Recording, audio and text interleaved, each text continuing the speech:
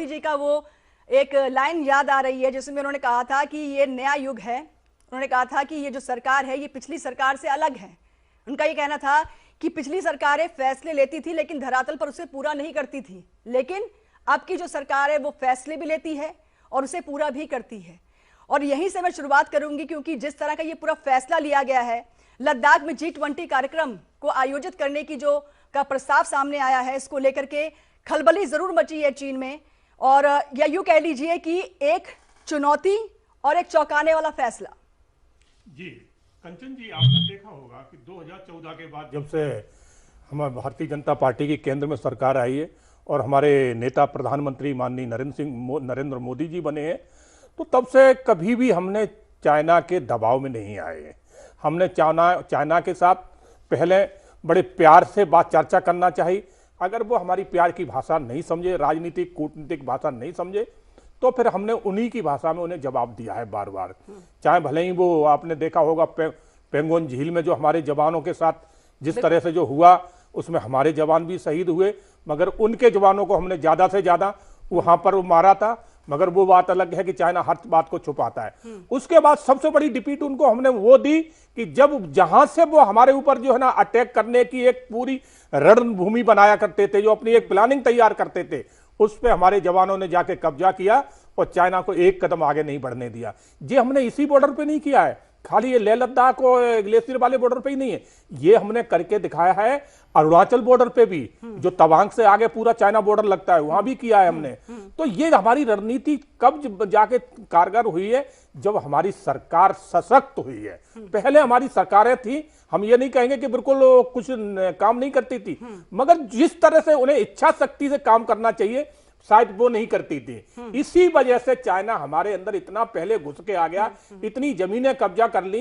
वो सरकार की बहुत कमजोरी थी, मगर जिस सरकार ने ये करके दिखा दिया।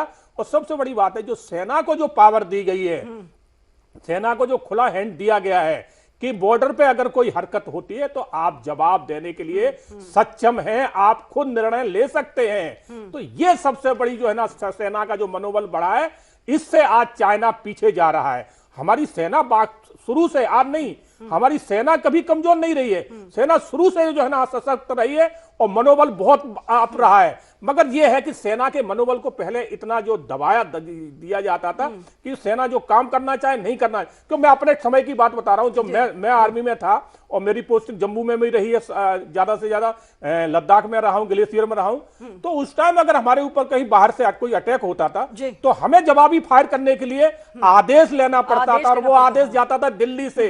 आज आदेश हमें लेना नहीं पड़ता है, आदेश हमारी जेब में रहता है और हम समय देख के डिसीजन लेते हैं। तो ये फर्क पड़ा है आज। बिल्कुल। डॉक्टर बीके त्रिपाठी जी, मैं आपके पास आऊंगी। पूर्व की सरकारों को लेकर के लगातार उनके जो फैसले या फिर जिस तरह के वो आदेश जो होने चाहिए थे, सेना को फ्री हैंड जो मौजूदा सरकार ने दिया, उसके बाद हम देख पा रहे हैं कि जिस तरह से ऑपरेशन ऑल आउट के तहत भी कई जगह पर हम देख पा रहे हैं, खासतौर पर दक्षिणी कश्मीर का भी हम जिक्र कर ही लेते हैं, वहां पर किस तरह से मिलिटेंट्स को ढेर किया जा रहा है। ये अपने आप एक सफलता की एक बड़ी बात हम कहेंगे। लेकिन अब जबकि हम देख रहे हैं कि एक तरफ सेना आतंकवादियों को मुंहतोड़ जवाब दे रही है, तो यहां लद्दाख में बैठक जो होने जा रही है, G20 शिखर सम्मेलन जो होने जा रहा है 2023 में, जिसका आयोजन लद्दाख में करने की जानकारी सामने आ रही है। केंद्र सरकार ने जो है पूरे बैठक को लेकर के तैयारियों के लिए कह दिया गया है। तो ऐसे में जो चीन को दो टूक और जो सख्त संदेश देने की कोशिश की गई है, उसको आप कैसे देखते हैं? क्योंकि जैसे आपने सुना, कैप्टन साहब कह रहे हैं कि पूर्व की सरकारें आदेश नहीं दे पाती थी और खुला हैंड सेना को नहीं दिया था, लेकिन अब जब सेना को जवाब देने के लिए पूरा हाथ दिया है, उनको मौका दिया है, तो वो कड़ी कार्रवाई सीमा पर कर रहे हैं। और वहीं सरकार जो है वो इस तरह से चीन और पाकिस्तान को जवाब दे रही है। कंचन जी, सबसे पहले तो मैं ये कहना चाहूंगा कि जो अभी भाजपा प्रवक्ता बोल रहे थे, अपने मुंह मियां मिट्ठू बनना बहुत अच्छा होता है। दरअसल भारत की सेना सदैव सशक्त रही है, सदैव सक्षम रही है। आज सेना को जो फ्री हैंड देने की वो बात कर रहे थे, इससे ज्यादा फ्री हैंड 71 में दिया गया था। हमारी प्रधानमंत्री इंदिरा गांधी जी ने कहा था कि हमें ये ऑपरेशन सफल चाहिए, और वो ऑपरेशन सफल हुआ। आज उसकी 50वीं सालगिरह हम मना रहे हैं। लेकिन आज भाजपा प्रवक्ताओं का ये कहना और सेना को राजनीति में यूज करना, ये कहीं ना कहीं कांग्रेस पार्टी इससे सहमत नहीं है। सेना देश के लिए सदैव सम्माननीय थी, सदैव सम्माननीय है, सदैव सम्माननीय रहेगी। और देश के सभी प्रधानमंत्रियों ने देश के स्वाभिमान से कभी कोई समझौता नहीं किया और लगातार ये काम हुआ है। लेकिन कुछ छोटे छोटे मुद्दों को उठा लाना और उनके नाम पे मुंह मियां मिट्ठू बन जाना कि हमारी सरकार ने ऐसा कर दिया और सरकारों ने कुछ नहीं किया, वो सभी को दिख रहा है कि इस समय हमारी अर्थव्यवस्था की स्थिति क्या है। आप चाइना को ये कहते रहिए कि हमने ऐसा कर दिया वैसा कर दिया, सारा तो आपका ट्रेड चाइना से चल रहा है। ऑल टाइम सबसे हिट आपका इंपोर्ट चाइना से चल रहा है। पूरे बाजार पे चाइना के मैन्युफैक्चरिंग कंपनियों का कब्जा हो चुका है। आपको ये नहीं दिखाई देता है, सिर्फ और सिर्फ कुछ ऐसे मुद्दे उठा लाना जिससे लगे भारतीय जनता पार्टी ने पता नहीं ऐसा क्या काम कर दिया है। क्या आज से पहले कभी भारत की सेना कमजोर रही? क्या पाकिस्तान के सामने झुक के समझौता किया? क्या चाइना के सामने कोई समझौता किया? ऐसा बिल्कुल भी नहीं है। गलवान घाटी पर जो कुछ हुआ, प्रक्रिया चलती है देश आजाद होने के बाद। लेकिन जो गलवान घाटी पर हुआ, जो खूनी संघर्ष हुआ, उसको तो हम भूल नहीं सकते हैं। किस तरह से चीनी सैनिकों ने कब्जे की कोशिश की, जो पीछे चीन की जो विस्तारवादी सोच है उससे तो आप मना नहीं कर सकते हैं। ये चीजें दिखती हैं। चलिए आपके पास भी आएंगे कैप्टन साहब, आपसे भी इसके ऊपर आगे भी अपडेट लेंगे। लेकिन लगातार ये जो पूरा मामला है ये अपने आप में अब ये बड़ा मामला भी बन चुका है इंटरनेशनल लेवल पर, क्योंकि G20 सम्मेलन की अगर बात की जाए तो इसमें सभी जितने विकसित देश हैं, जो समूह हैं, जो प्रभावशाली समूह हैं, उनका हम यहाँ जिक्र कर रहे हैं। मैं आपके पास आऊंगी आरबी उपाध्याय जी। सवाल मेरा आपसे यही रहेगा, जो कड़े और तुरंत फैसले मोदी सरकार ले रही है और जो क्षमता नेतृत्व जो प्रदर्शित हो रहा है पीएम मोदी ने, जिस तरह से कहा कि ये कार्यक्रम, जो केंद्र सरकार ने कहा कि जो कार्यक्रम है G20 का, वो हम भारत में लद्दाख में करवाएंगे, ठीक है। अब आप इसको कैसे देख रहे हैं? हम जैसे कहा कि ये चुनौतीपूर्ण भी दिखता है, एक चुनौती भी दी जा रही है चीन को, वहीं दूसरी तरफ एक चौंकाने वाला फैसला है। पहले धर्मशाला, फिर जम्मू कश्मीर, अब लद्दाख की तरफ जानकारी है कि लद्दाख में कार्यक्रम होने जा रहा है। या कि ये कहें कि एक संदेश भी यहाँ से कन्वे हो रहा है कि भारत ना तो सुनेगा चीन की और ना ही झुकेगा कभी। क्यों सुनेगा कंचन? जम्मू कश्मीर, लद्दाख, अरुणाचल, हिमाचल ये देश का हिस्सा है और सरकार स्वतंत्र है इस तरह के फैसले लेने के लिए। किसी के दबाव में क्यों आएंगे? बिल्कुल। और चाइना का जो एक दादागिरी का जो एक रवैया है वो भारत से ही नहीं, जितने पड़ोसी मुल्क हैं सबके साथ ज्यादातर सीमा विवाद हैं और वो चाहता है कि सबको कब्जा करके मैं चीनी झंडा लगा दूं। और चाइना इस बात को अच्छी तरह जानता है कि अगर उसे कोई टक्कर मिलती है तो भारत से मिल सकती है। और चाइना ही नहीं, विश्व पटल पर आप देखेंगे वो अंतर्राष्ट्रीय समुदाय के सामने डिस्प्यूटेड क्षेत्र घोषित करना चाहता है इन सबको कि विवादित क्षेत्र हैं, वहां अपना कब्जा दावा करता है।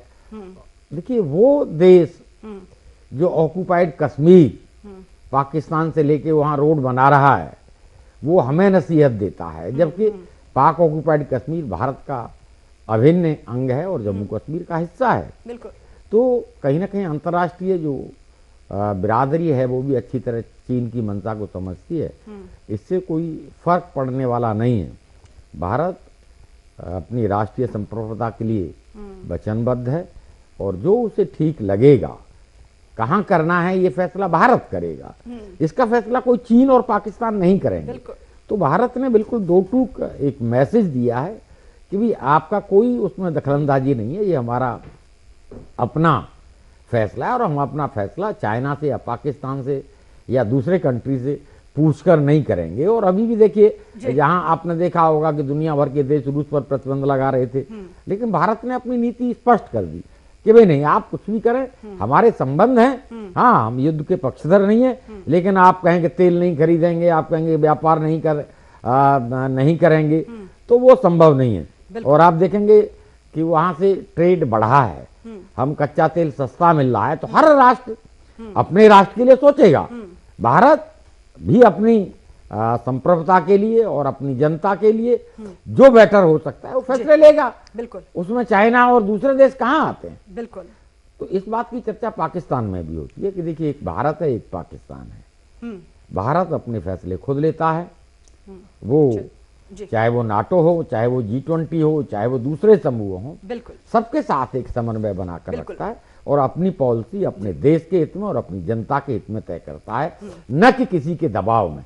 जब हम अमेरिका के दबाव में नहीं झुक सकते तो चाइना और क्या? चाइना के आगे क्यों झुकेंगे? बिल्कुल क्यों झुकेगा देश, यही बड़े सवाल भी है। लेकिन चलिए आपके पास भी आएंगे, हमारे साथ हमारे बाकी मेहमान भी जुड़े हुए हैं। हमारे साथ रुपेंद्र सचदेव जी भी जुड़े हुए हैं, फॉरेन एक्सपर्ट हैं। सर मैं आप ही के पास आ रही हूँ। भारत सरकार का जो ये कड़ा फैसला है, जिसमें उन्होंने एक तरह से एक संदेश भी देने की कोशिश की है, लद्दाख में जो G20 का जो सम्मेलन होने जा रहा है, एक बार फिर से अपने दर्शकों को बता दें कि यहाँ G20 की जो अध्यक्षता है वो भारत करने जा रहा है 1 दिसंबर 2022 को। 2023 को पहली बार G20 नेताओं का जो शिखर सम्मेलन है उसका आयोजन लद्दाख में करने की जानकारी सामने आ रही है। सचदेवा जी, सवाल मेरा आपसे यही रहेगा सर, क्योंकि जिस तरह से हम देख रहे हैं ग्लोबली प्रधानमंत्री नरेंद्र मोदी की जो इमेज है वो किस तरह से उभरती हुई नजर आ रही है। एक समय ऐसा भी था कि महाशक्तियों को भारत सुनता था, लेकिन अब वो वक्त भी है जब भारत को दुनिया सुन रही है। अब जबकि हम कह रहे हैं कि प्रधानमंत्री नरेंद्र मोदी की ग्लोबल इमेज बन चुकी है, यहां तक कि हमने देखा कि यूक्रेन और रूस में जो जंग छिड़ी हुई है, वहां के जो लीडर्स हैं, चाहे वो जेलेंस्की हो या पुतिन हो, वो भी प्रधानमंत्री नरेंद्र मोदी से बात कर रहे हैं। यहां से एक मैसेज कन्वे होता है कि किस तरह से भारत की जो छवि है वो आगे बढ़ती हुई नजर आ रही है। एक तरफ विस्तारवादी सोच चीन की है, तो वहीं दूसरी तरफ भारत की विकासशील सोच है।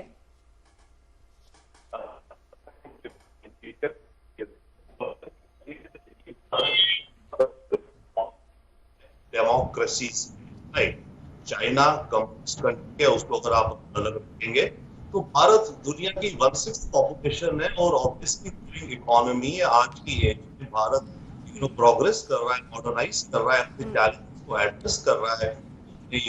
सोशल चैलेंजेस हो, इकोनॉमिक चैलेंजेस हो, मिलिट्री चैलेंजेस हो, तो भारत को कोई इग्नोर नहीं कर सकता है। 1/6 ऑफ ह्यूमैनिटी है। सेकेंडली, जहां तक बात G20 की, मेरे को डाउट है कि मेरे विचार से G20 की हेड्स की मीटिंग लद्दाख में नहीं हो सकती।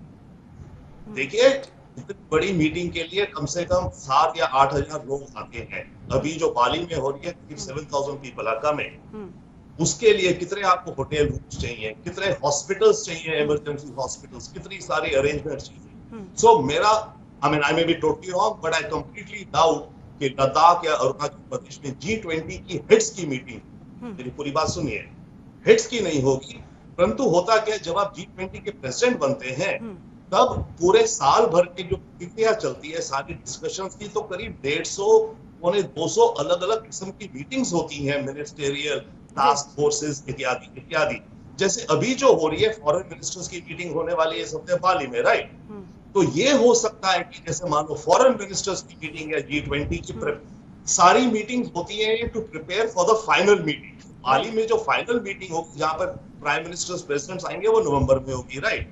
तो इसी तरह से भारत में जो फाइनल मीटिंग होगी हमारी प्रेसिडेंसी में, उसमें करीब 7-8 हजार लोग आएंगे। उतना तामझाम चाहिए होगा, कहीं हो ही नहीं सकता मेरे विचार से, लद्दाख में पॉसिबल है। तो आपको अभी डाउट लग रहा है जी, तो आपको डाउट है कि वो क्या सकता है, hear me out please, just one last thing, वो क्या सकता है कि ये जैसे मानो फॉरेन मिनिस्टर्स की मीटिंग है या एग्रीकल्चर की या डिजास्टर मैनेजमेंट के मिनिस्टर्स की और वर्किंग ग्रुप्स एंड ऑल, इस तरह की जो मिनी मीटिंग्स है, हाँ वो हो सकती है। कोई लद्दाख में हो जाए, कोई अरुणाचल में हो जाए, कोई धर्मशाला में हो जाए, उस तरह की मीटिंग हो सकती है। बट जो एनुअल मीटिंग है उसके लिए इंफ्रास्ट्रक्चर बिल्कुल नहीं है हमारे पास लद्दाख में, अरुणाचल में मीटिंग को होस्ट करने का। So you have doubt कि लद्दाख में इस तरह से बैठक फाइनल मीटिंग नहीं हो सकती, बट यस ये जो मिनिस्टीरियल मीटिंग्स है वो हो सकती है, क्योंकि उसमें जैसे अभी फॉरेन मिनिस्टर्स की मीटिंग है, ठीक है, जितने भी आ रहे होंगे, आई डोंट नो कितने डेलीगेट्स होंगे, 100-200, उनको मैनेज कर सकते हो आप। लेकिन भारत सरकार की तरफ से सर एटलीस्ट ये प्रस्ताव जरूर रखा जा रहा है। मैं आपके पास भी आऊंगी, हमारे साथ ब्रिगेडियर जी, ओके, ब्रिगेडियर विनोद दत्ता जी भी हमारे साथ जुड़े हुए हैं। सर डिफेंस एक्सपर्ट हैं हमारे साथ। सर आपसे सवाल मेरा यही रहेगा, क्योंकि जानकारी है कि विदेश मंत्री जयशंकर जो हैं इसी मंथ में बकायदा जो विदेश मंत्री हैं जी समूह के, उनके साथ इंडोनेशिया के बाली में उनकी एक बैठक होगी और यकीनन इस प्रस्ताव पर भी चर्चा वहां पर रखी जाएगी। और अगर वाकई अगर ये पारित होता है, पास होता है, तो भारत में लद्दाख में अगर ये पूरा फंक्शन रहता है, ये जो समारोह होने जा रहा है, तो यकीनन फिर ये चीन के लिए कड़ा संदेश होगा यहाँ से।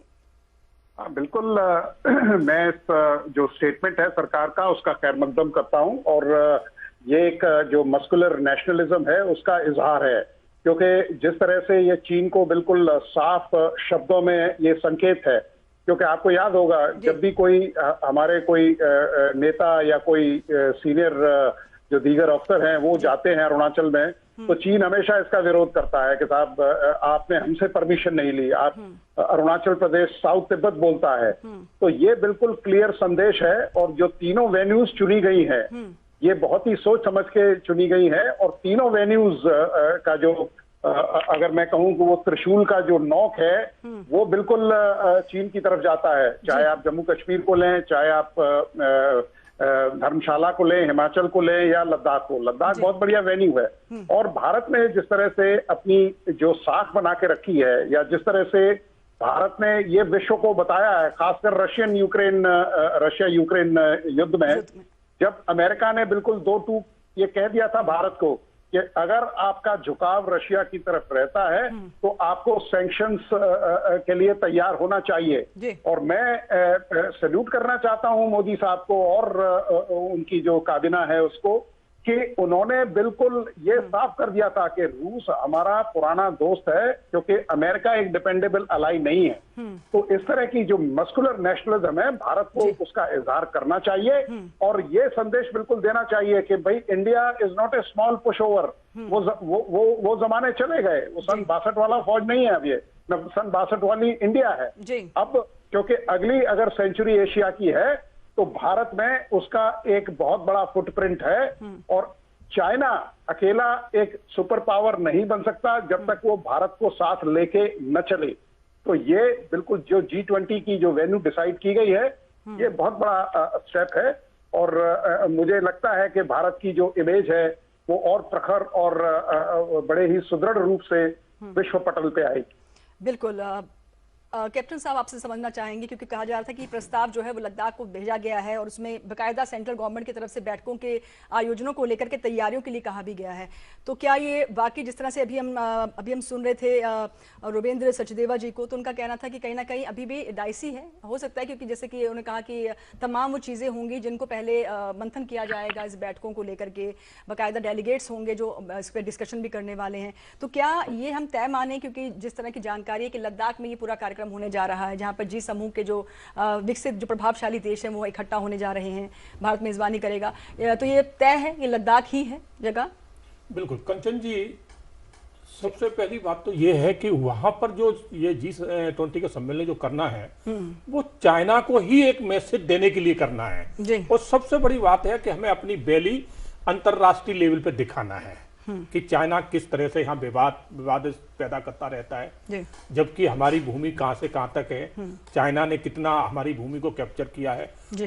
और एक बात मैं आपको बड़ी अहम बताना चाहूंगा, अगर प्रधानमंत्री मोदी जी ने अगर ये मन में कर लिया है कि हमें अगर कराना है तो लद्दाख में ही कराना है, तो फिर कितने भी इंतजाम करने पड़े वो करेंगे।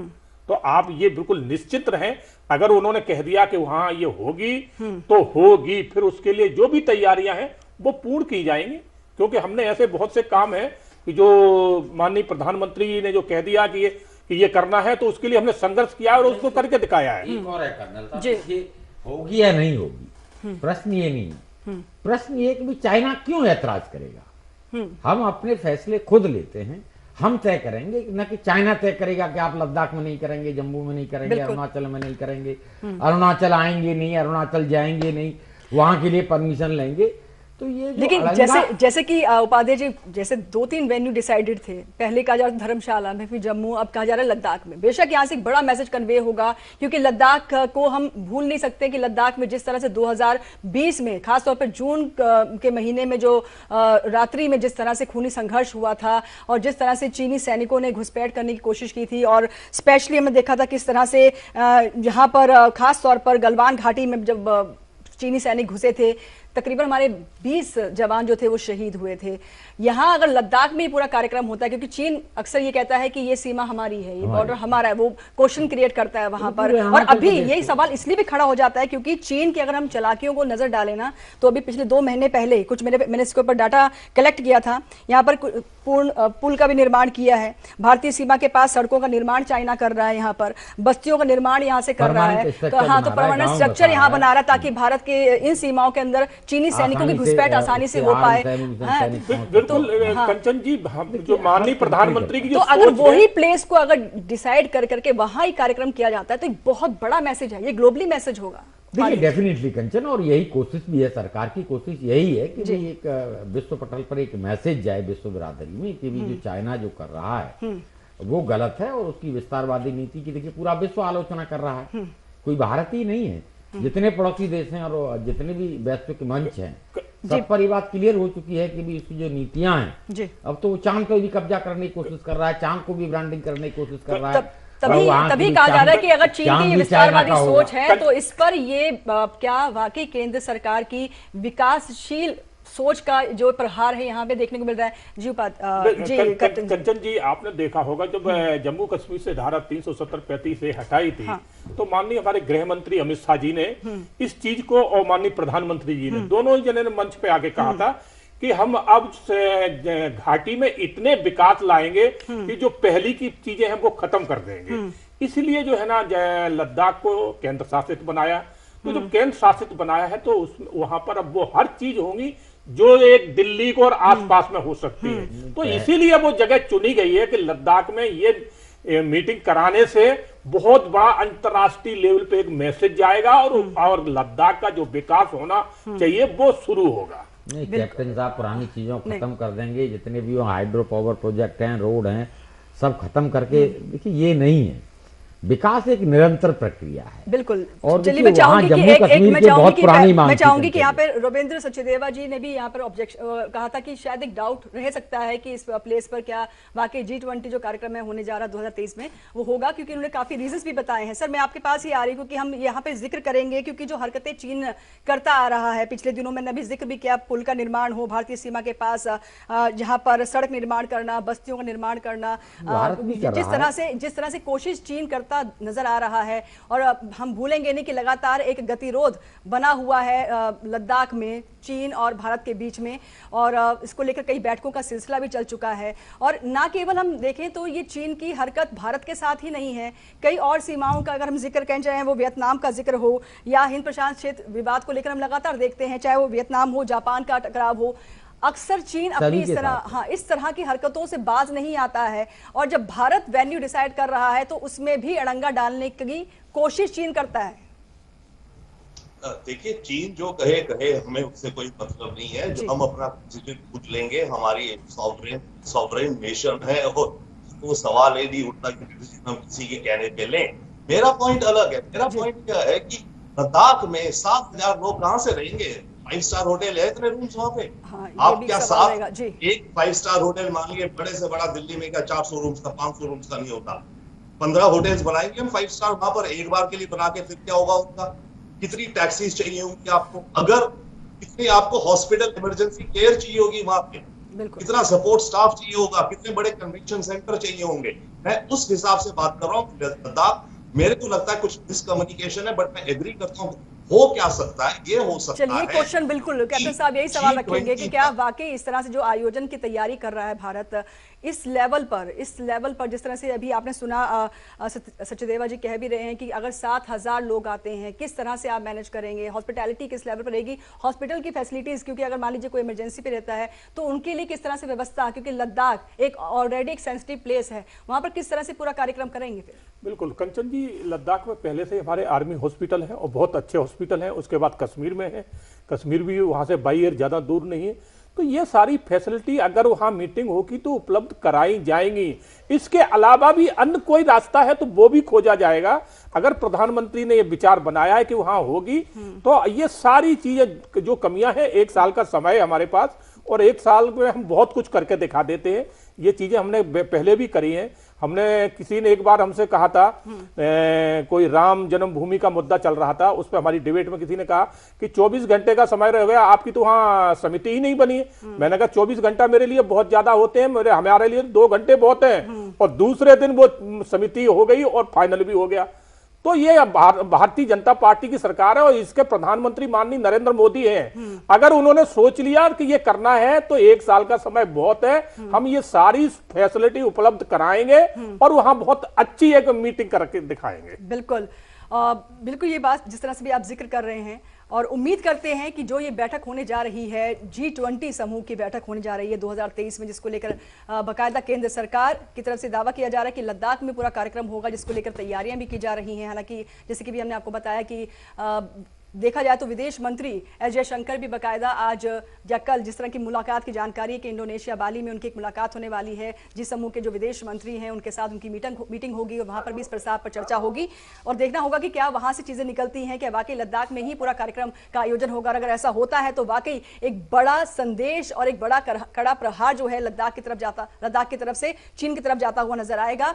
हमारे साथ खास मेहमान इस चर्चा में रहे कैप्टन साहब, आपका बहुत बहुत शुक्रिया। हमारे साथ डॉक्टर बीके त्रिपाठी जी रहे, सर आपका भी बहुत बहुत शुक्रिया। हमारे साथ ब्रिगेडियर विनोद दत्ता जी जुड़े, सर आपका भी बहुत बहुत शुक्रिया। और हमारे साथ रविंद्र सचदेव जी भी जुड़े, आपका भी शुक्रिया। और आरबी उपाध्याय जी आपका भी शुक्रिया चर्चा में शामिल होने के लिए। और इसी के साथ देश की बात में बस इतना ही, दीजिए इजाजत, सहारा।